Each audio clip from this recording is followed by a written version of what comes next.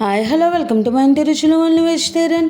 ఈరోజు summer special డ్రింక్స్లో హెల్తీగా ఓట్స్తో ఒక స్మూతీ రెసిపీని ప్రిపేర్ చేసుకుందాం. ఈ స్మూతీ మనకు పంచదార అలాగే బెల్లం ఏమీ వేయకుండా చేస్తున్నాము.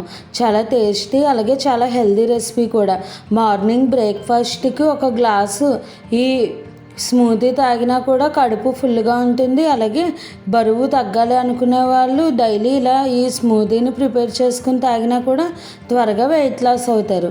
ఇక ఆలస్యం చేయకుండా ఈ హెల్దీ ఓట్స్ స్మూతీని ఎలా ప్రిపేర్ చేసుకోవాలో వీడియోలోకి వెళ్ళిపోదాము. ముందుగా ఈ ఓట్స్ స్మూతీకి కావాల్సిన పదార్థాలు: గింజలు తీసేసిన ఒక 4 ఖర్జూరం, అలాగే ఒక 10 వరకు బాదం పలుకులు, ఒక 10 వరకు జీడిపప్పు, తర్వాత చియా సీడ్స్ ఒక 2 టీ స్పూన్స్, అలాగే కొద్దిగా కిస్మిస్, తర్వాత ఒక 4 టీ స్పూన్స్ వరకు ఓట్స్. వీటిని అన్నిటినీ కూడా ఓవర్ నైట్ మనం నానబెట్టేసుకుని ఉంచుకోవాలి. ముందు రోజు రాత్రి ఇవన్నీ మిక్స్ చేసుకుని కొద్దిగా ఒక 200 ml వరకు వాటర్ వేసుకుని వీటిని నానబెట్టుకోవాలి.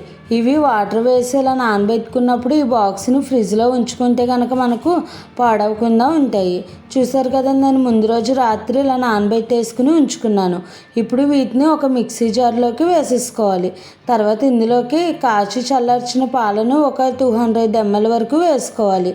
తర్వాత ఇందులోనే ఒక బనానాను ఇలా చిన్న ముక్కలుగా కట్ చేసుకుని వేసుకోవాలి. బనానా అన్నది ఆప్షనల్, వేసుకుంటే బాగుంటుంది, లేకపోయినా కూడా ఏం పర్వాలేదు, బాగానే ఉంటుంది. అలాగే ఇప్పుడు వీటిని మెత్తగా బ్లెండ్ చేసేసుకోవడమే. ఇలా బ్లెండ్ చేసేసుకుంటే మనకు ఎంతో టేస్టీ అయిన హెల్దీ అయిన ఓట్స్ స్మూతీ రెడీ అయిపోయింది. ఇప్పుడు వీటిని సర్వింగ్ గ్లాసెస్లోకి సర్వ్ చేసేసుకోవడమే. చూసారు కదండి ఎంత సాఫ్ట్ అండ్ స్మూత్గా ఉందో, అలాగే టేస్ట్ కూడా చాలా బాగుంటుంది. మనం ఇందులో బనానా అలాగే ఖర్జూరం వేసాం కాబట్టి వేరేగా ఎక్స్ట్రా స్వీట్నెస్ ఏమీ వేయనవసరం లేదు.